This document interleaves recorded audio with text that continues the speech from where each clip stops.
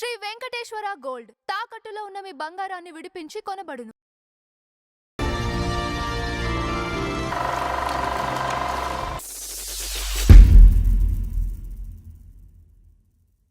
నమస్కారం నందమరిచంద్ర గారు. నమస్కారం అంజుబాబు స్వామి గారు. ఈరోజు టి కృష్ణ గారి గురించి చెప్పుకుందాం అండి. ఓకే స్వామి.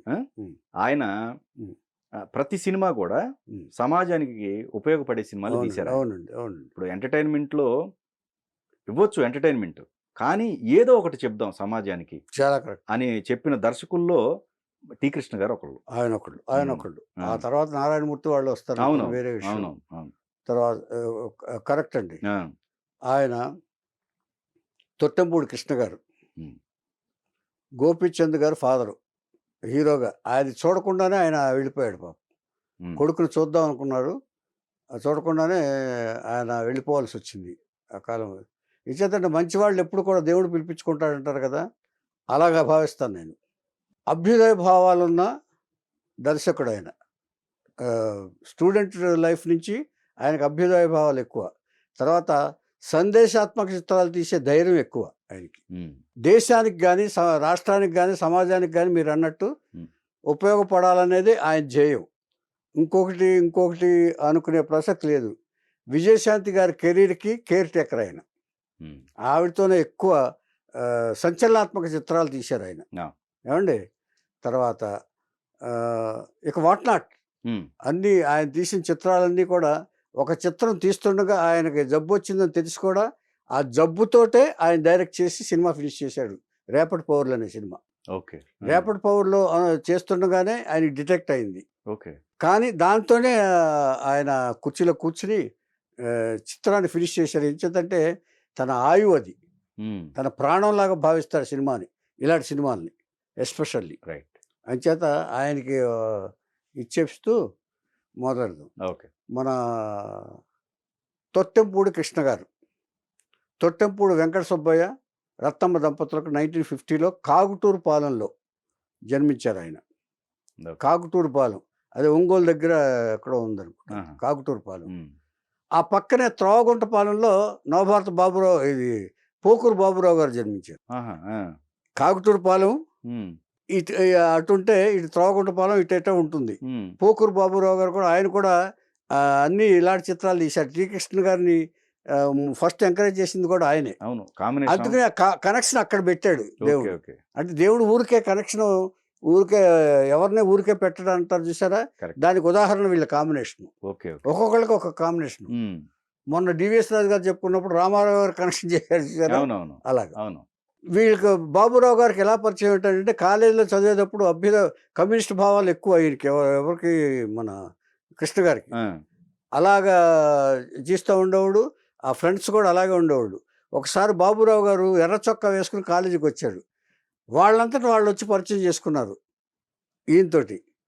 మీ ఇది ఏమిటి, మీ భావాలు ఏమిటి, ఇదేంటి ఆయన అడిగి తెలుసుకుని, నేను కూడా దాన్ని గౌరవిస్తానండి సమాజంలో అని ఆయన అంటే వాళ్ళందరూ ఫ్రెండ్స్ అయ్యారు. అక్కడ ఫ్రెండ్స్ అయ్యారు కాలేజీలో.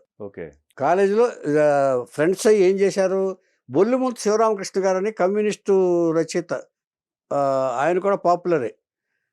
బొల్లిముంతు శివరామకృష్ణ గారు, ఆయన కూడా ఈ భావాలన్నిటి ఏకం అయ్యేవాళ్ళే. ఆయన రాసిన నాటకం సంభవామి యుగ యుగ అనే నాటకం వేస్తే అందులో బాబురావు గారు డ్రైవర్ వేషం ఒకటి వేశాడు. ఈ డైలాగులన్నీ కూడా ఇలాగే ఉంటాయండి. సమాజానికి ఏదో సందేశం ఇచ్చే మేలుకొల్పే విధంగా వాళ్ళు నాటకాలు వేసేవాళ్ళు. అందులో యాక్టివ్గా ఇతను రాస్తూ ఉంటాడు. మన కాలేజీలో కృష్ణ గారు రాస్తూ ఉంటారు, ప్లస్ కథలు రాసుకుంటూ ఉంటారు ఆయన. తర్వాత డిగ్రీ అయిపోయిన తర్వాత బాబురావు గారు ఒక చోట ఆంధ్ర బ్యాంకులో జాయిన్ అయ్యాడు ఆయన. ఈ బాబురావు గారితో ఎందుకు చెప్తున్నానంటే, బాబురావు గారితో కనెక్షన్ కాలేజీలో అయింది కాబట్టి, వాళ్ళ ట్రావెలింగ్ మెడ్రాస్ వరకు ట్రావెల్ అయింది కాబట్టి నేను బాబురావు గారు చెప్పాల్సి వస్తుంది. టి కృష్ణ గారు చెప్పినా కూడా ఇంటర్లింక్ ఉంది వాళ్ళిద్దరికి. కాంబినేషన్ ఉంది కదా, కాంబినేషన్ ఉంది. పైగా ఆయన మెడ్రాస్ నుంచి తీసుకొచ్చింది. ఏమండి, ఈ కాలేజీ చదువు అయిపోయిన తర్వాత బాబురావు గారు నిడదవోలు ఆంధ్ర బ్యాంకులో జాయిన్ అయ్యాడు ఆయన జాబులో. వాళ్ళ ఫాదర్ కూడా వెలాఫ్, అక్కడ అంతా పొలాలు గిలాలు వెలాఫ్ అండి బాబురావు గారు. పోకూరు శేషయ్య గారని బాబురావు గారి ఫాదరు. బాగా ఉన్నవారు బాగా ఎంకరేజ్ చేస్తారు వీళ్ళని. ఈయన ఏం చేశాడంటే ఈయనకి ఈ క్రియేటివ్ థాట్స్ ఎక్కువ. అందుకని ఏం చేశాడంటే మెడ్రాస్ వెళ్ళి గుత్తా రామరెడ్డి గారని అలాంటి చిత్రాలు తీస్తూ ఉంటారు ఆయన. గుత్తా రామరెడ్డి గారి దగ్గర పనిచేసి క్రియేటివ్ వర్క్ చేయాలని చెప్పేసి ఆయన బ్రతిమాలుకుని తల్లి కూతుళ్ళు అనే సినిమాకి అసిస్టెంట్ డైరెక్టర్గా పనిచేశాడు. చేరిపోయాడు ఆయన. ఈయన ఐడియాలు నచ్చి గుత్తా రామరెడ్డి గారు కూడా చేర్చుకున్నారు అండి. ఇది అయిన తర్వాత అక్కడ రామరెడ్డి గారు దగ్గర తల్లి కూతురు పనిచేశాక ఈయనకి అంత సంతృప్తి కరగల. ఏదో ఇచ్చేస్తున్నాం తప్ప ఒక ఇండివిజువల్ అభిప్రాయానికి వాల్యూ ఎప్పుడు వస్తుందో అది తెలియకుండా ఉంది. ఓకే. అసిస్టెంట్ డైరెక్టర్గా డెవలప్ అయ్యి మళ్ళీ అసోసియేట్ అయినప్పటికి ఇవన్నీ ఈ ప్రాసెస్ అంతా తెలుసుకునేటప్పటికి ఈయనకి నిరాశ వచ్చేసింది. ఓకే. ఇది లాభం లేదు నాకు అని చెప్పేసి మళ్ళీ ఇంటికి వచ్చేసాడు. ఆ సినిమా ఒక సినిమా పనిచేసి ఇంటికి వచ్చేసాడు ఆయన. ఇంటికి వచ్చేసి అప్పటికి పెళ్ళయింది. మామగారు పొగాకు వ్యాపారం ఉంది. ఆ మామగారు పొగాకు వ్యాపారంలో చేరాడు ఆయన. పొగాకు వ్యాపారంలో కూర్చుంటూ చేస్తూ కథలు రాసుకుంటూ మొదలుపెట్టాడు ఆయన. తన భావాలన్నింటినీ, తన సమాజం మీద తనకున్న అభిప్రాయాలు, తర్వాత ఎవరి మీద ఈ సమానత్వం లేని చోట్ల ఇవన్నీ అబ్జర్వ్ చేసి సమాజంలో అవన్నీ కథలుగా రాసుకుని మొదలెట్టాడు. కులమత తత్వాల మీద, అన్నిటి మీద, అసమానత్వం మీద, అన్నిటి మీద ఆ భావాలని తనలోంచి కాగితం మీద పెట్టుకున్నాడు ఆయన.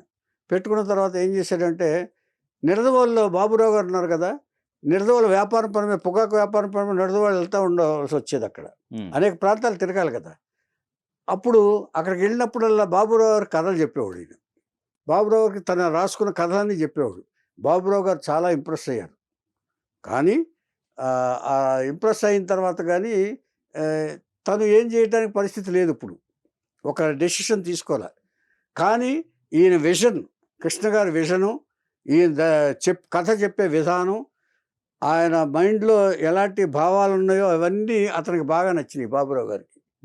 కృష్ణ గారిని ఎలాగైనా దాన్ని ఆయన అనుకున్న రీతికి చేర్చాలని అభిప్రాయం బాబురావు గారిలో కలిగింది. ఎందుకంటే కాలేజ్ ఫ్రెండ్స్ కాబట్టి.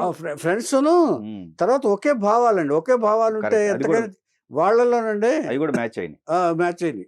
మన లౌకిక ప్రపంచంలో అందరూ మనం సపోర్ట్ చేయరు, కానీ ఆ భావాల్లో ఉన్న వాళ్ళందరూ కూడా వాళ్ళని ఒకళ్ళొకళ్ళు సపోర్ట్ చేసుకుంటారు. అందులో బాబురావు గారు నంబర్ 1. పోకూరు బాబురావు గారు.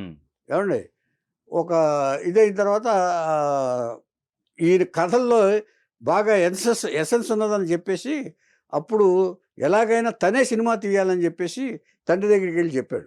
ఇలాగా నా ఫ్రెండ్ కృష్ణ అని ఆయన ఉన్నారు, వెంకటకృష్ణ పక్కన కాకుటూరుపాలెంలో ఆయన వ్యాపారం చేస్తున్నారు. ఆయన అంచేత ఆయన చాలా మంచి భావాలు ఉన్న యువకుడు, అతన్ని డైరెక్ట్ చేద్దాం అనుకుంటున్నాను, నేనే సినిమా తీద్దాం అనుకుంటున్నాను అని తండ్రిని అడిగాడు.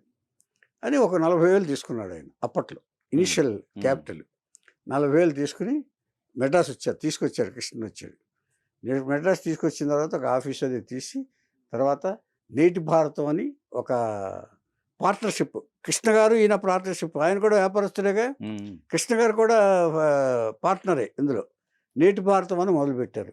నేటి భారతం అని మొదలుపెడితే అది ఎంతకీ తేలక డబ్బులు చాలక అప్పుల కోసం తిరగటం మొదలుపెట్టారు. అప్పుల కోసం తిరగటం మొదలుపెట్టింది బాబురావు గారి ఫాదర్కి తెలిసింది, శేషయ్య గారికి. తెలిసి, ఏంటి మీరు అప్పుల కోసం తిరుగుతున్నారంట, నాకెంత పరువు తక్కువది, మీకు ఎంత కావాలో తీసుకుని ఫినిష్ చేయండి సినిమా, అంతే తప్ప మీరు ఎక్కడ అప్పులు అడగొద్దు, నా పరువు పోతుంది అని చెప్పి ఆయన చెప్పేటప్పటికి మిగతా ఫైనాన్స్ అంతా ఆయన ఇచ్చాడు. ఓకే. అంటే వీళ్ళ ఉద్దేశం ఏంటంటే మొత్తం ఒకేసారి అడిగితే, బాబురావు గారి ఉద్దేశం ఒకేసారి అడిగితే బాగుండదు, ఎందుకంటే తండ్రిని ఇబ్బంది పెట్టినట్టు అవుతుంది, మొత్తం లాగేసుకున్నట్టు అని వీళ్ళ అభిప్రాయం కూడా మంచిదే, తండ్రిని ఇబ్బంది పెట్టకూడదని. ఆయన అభిప్రాయం కూడా మంచిదే, కొడుకుని ఇబ్బంది పెట్టకూడదని. ఎందుకంటే ఆయన కూడా పరుగుల కుటుంబంలోంచి వచ్చినారు కాబట్టి ఆయన మొత్తం డబ్బు ఫైనాన్స్ ఇచ్చాడు. నేటి భారతం ఫినిష్ అయింది, సూపర్ హిట్ అయింది. ఓకే. ఈ నేటి భారతం దానికి ఒక చరిత్ర అయింది, అది ఒక చరిత్ర అయిపోయింది.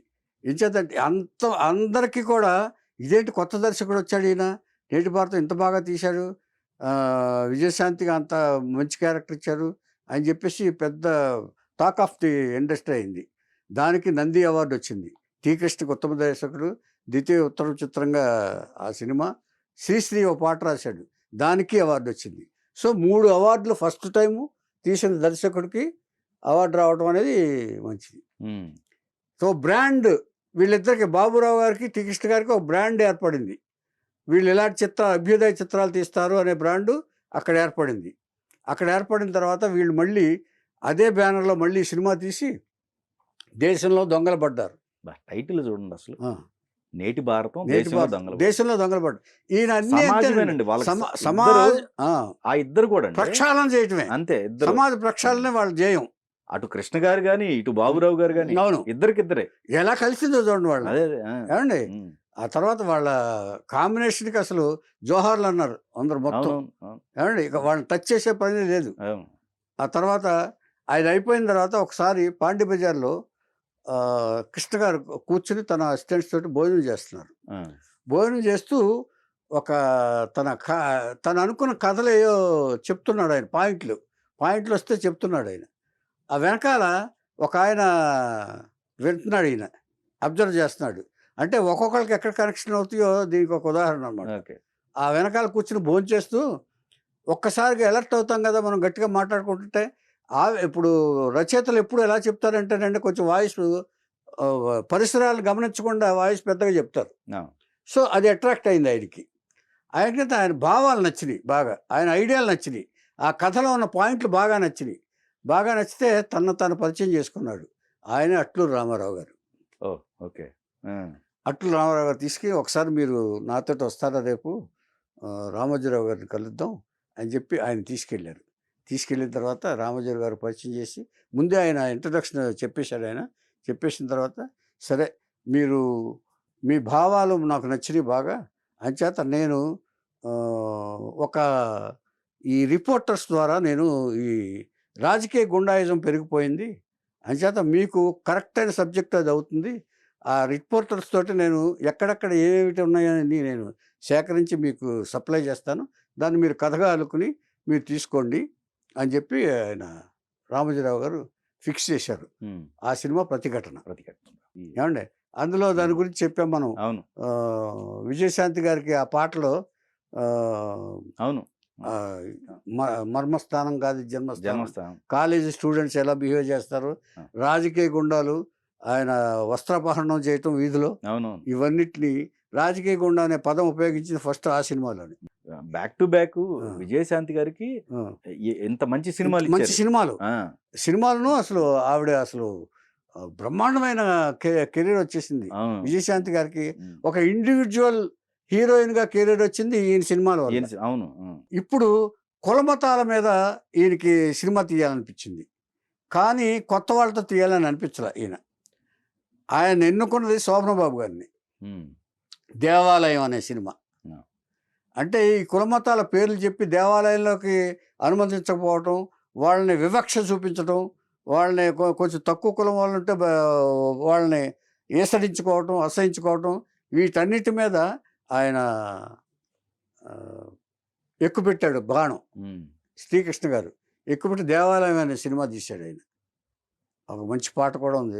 ఆయన గెటప్ వేసి, రాముడి గెటప్ వేసేసి చాలా బ్రహ్మాండమైన తీసి శోభన్ బాబు గారిని ఎక్స్పోజ్ చేశాడు బాగా. ఆయన ఆ కులమత వ్యవస్థల మీద తిరుగుబాటు మీద ఆయన తిరుగుబాటు చేస్తాడు.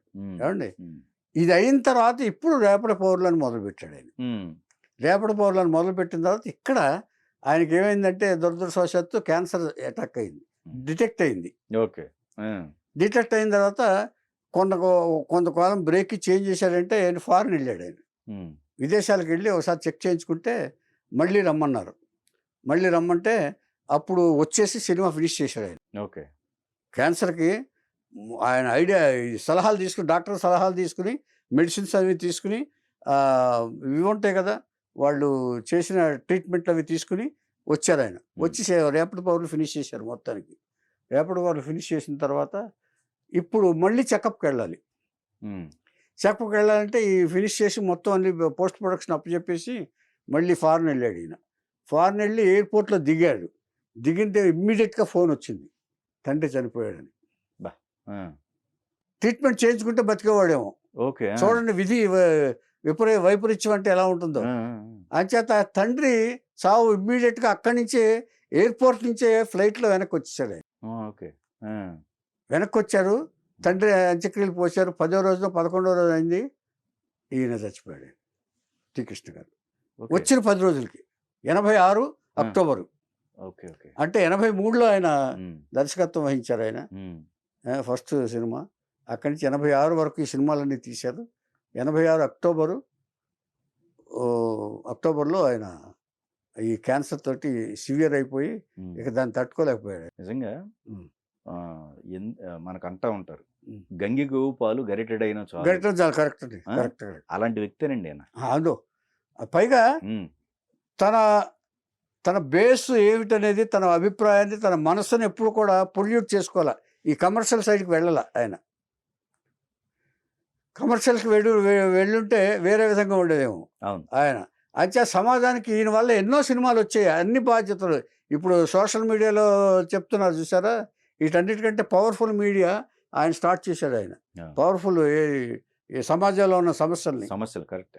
టి కృష్ణ గారు తన సమాజం కోసమే, దేశానికి ఉపయోగపడే చిత్రాలు తీసి అన్ని అవార్డులు పొందాడు ఆయన. అన్నిటికీ అవార్డులు వచ్చినాయి. సో అవార్డు దర్శకుడని ఈయనకి కూడా పేరు పెట్టచ్చు. మనం వీధో అంటాం కదా. ఇప్పుడు విశ్వనాథ్ గారు సాహిత్యానికి సంగీతానికి కృషి చేశారండి. ఏమండి, రాఘవేంద్రరావు గారు ఎంటర్టైన్మెంట్కి కృషి చేశారండి. దాసరరావు గారు ఫ్యామిలీ డ్రామాలు తీస్తూ ఆయన మెసేజ్లు ఇచ్చారండి. బాపు గారేమో ఆయన ప్రజల్ని అందంగా చూపించే దీంట్లో ఆయన బొమ్మలాగా తీయటంలో ఆయన కృతకృత్యులయ్యారండి.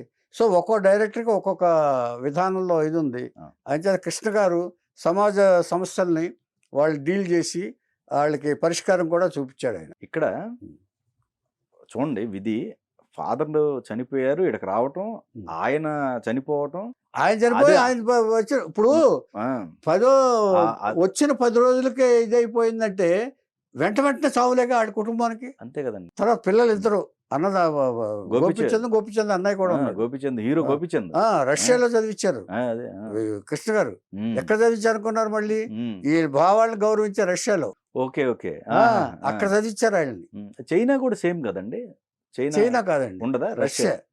కమ్యూనిస్ట్ దేశాలన్నీ అంటే చైనా కూడా ఒకటి అనుకోండి, వేరే విషయం. రష్యా పవర్ఫుల్ గా ఉంటుంది. Okay okay. ఏమండి, రష్యాలో చదివించి వాళ్ళు వచ్చారు. వచ్చిన తర్వాత ఆయనకి అభిమానులందరూ, నాగేశ్వరరావు గారు ఎవరో ఒక సినిమా తీశాడు ఆయన గోపిచంద్ తోటి ఫస్ట్. అది బాబురావు గారి దీంతో.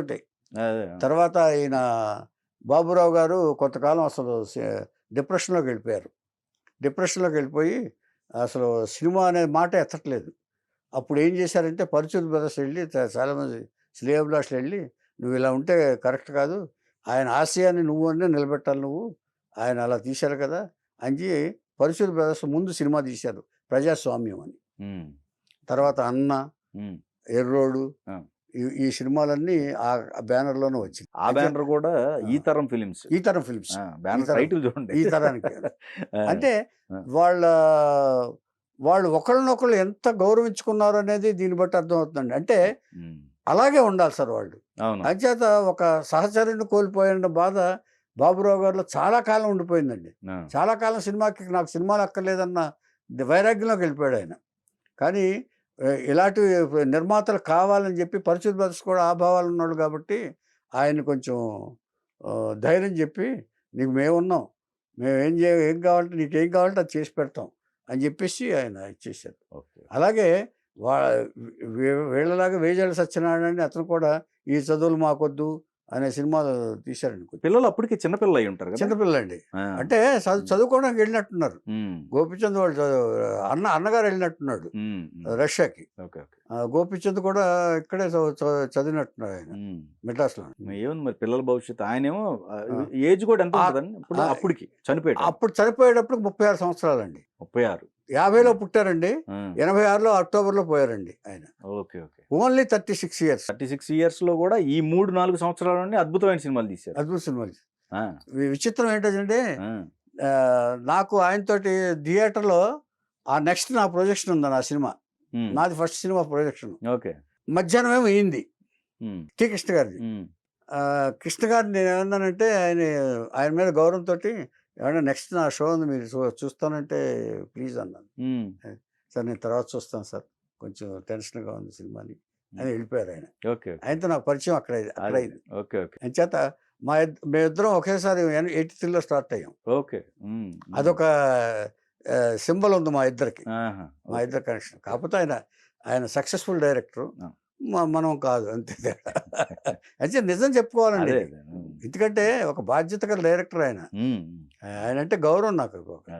ఈయన అంతేకాకుండానండి ఈ సేమ్ భావాలు, సేమ్ అభ్యుదయ భావాలు కలిగిన నారాయణమూర్తి సినిమా అర్ధరాత్రి స్వాతంత్రం తీశాడు, ఉమ్, ఫస్ట్ సినిమా. ఉమ్, ఏం చేద్దంటే తను ఎంతకాలం నటించినా ఇలాగే ఉంటుంది, తన భావాలకి సగిన సినిమాలు నేను తీయలేనని చెప్పి నారాయణమూర్తి కూడా అనుకుని ఫ్రెండ్స్ అందరినీ పోగు చేసి, వీళ్ళలాగా బాబురావు గారి లాగానే ఉమ్, ఉమ్, ఫ్రెండ్స్ అందరినీ పోగు చేసి ఫండ్స్ కలెక్ట్ చేసి సినిమా మొదలుపెట్టాడు. సినిమా మొదలుపెట్టి అర్ధరాత్రి స్వాతంత్రం ఫస్ట్ సినిమా.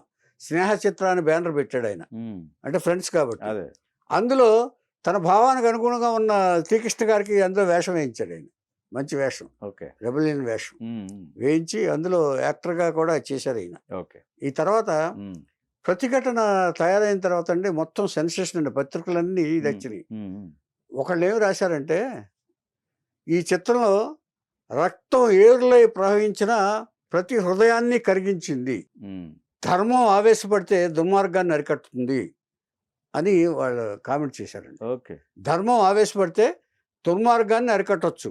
ఉమ్, అంటే ధర్మానికి ఆవేశం రాదు, జనరల్గా ఆ, ప్రశాంతంగా ఉంటుంది. ఉమ్, ఆవేశపడితే ఎంతటి దుర్మార్గానైనా అరికట్టవచ్చు అనే భావంతో వాళ్ళు ఇది రాశారండి. ఉమ్, తర్వాత ప్రతిఘటనకు ముందు ఒక సినిమా చెప్పడం మర్చిపోయాను నేను, ఉమ్, అది వందే మాతరం. ఓకే అది కూడా ఒక దేశభక్తి సంబంధించిన దీనిలో అన్ని ఏమండి? మామూలు టైటిల్ అన్ని అండి. మామూలు టైటిల్స్ ఆ, అండి. ఒక్కొక్కటి. అంచేత ఆ, టీ కృష్ణ గారి జీవితం, దేశం కోసమే సినిమాలు తీసిన ధన్యజీవి టీ కృష్ణ గారు. ఆ. ఈ ప్రతిఘటన ఇంత సెన్సేషన్ అయిన తర్వాత ఇది మలయాళానికి కూడా కరెక్ట్ సబ్జెక్ట్ అని ఎవరో అన్నారు. ఎవరో వచ్చి మలయాళం మాకు తీసిపెట్టిందంటే అప్పుడు టీ కృష్ణ గారే మళ్ళీ ఇంకెవరో తీయటానికి వీల్లేదు, రైట్స్ ఏమని అన్నారు ఆయన, రామజరావు. అప్పుడు ఆయన తీసి మలయాళంలో కూడా ప్రతిఘటన సినిమాని తీశారు. ఎంచేతంటే మలయాళంలో కూడా ఈ భావాలు ఉంటాయండి, కమ్యూనిస్ట్ భావాలు ఎక్కువ. అక్కడ గవర్నమెంట్ కూడా అలాగే ఉంటుంది, అలాంటిదే అవును. ఏమండి. అవును. అందుకని అక్కడ యాప్ట్గా ఇదైంది, అక్కడ కూడా సక్సెస్ అయింది. అయితే తెలుగులో ఇందాక చెప్పాను కదా నేను, అవును. రక్తం ఏరులై ప్రవహించిన ప్రతి హృదయాన్ని కరిగించింది ఈ చిత్రం. అవును. ధర్మం ఆవేశపడితే దుర్మార్గాన్ని ఎంతైనా అటగట్టచ్చు అని కామెంట్ చేశారు. ఓకే అంచేత అంత మంచి రివ్యూలు రాశారండి. అంటే టీ కృష్ణ గారికి ఇక అవార్డులు అయితే గవర్నమెంట్ దృష్టిలో అవార్డులు, ఈ గెస్ట్ ఆయన అవార్డులకి, ఉమ్, ఈ సినిమాలన్నిటికీ అవార్డులే, అవును. దేనికైనా సరే. ఆ. శ్రీశ్రీ గారికి కూడా ఇందులో ఈ చిత్రంలోనే అవార్డు వచ్చింది. అంచేత ఒక గొప్ప దర్శకుడి గురించి మాట్లాడుకుందాం మనం.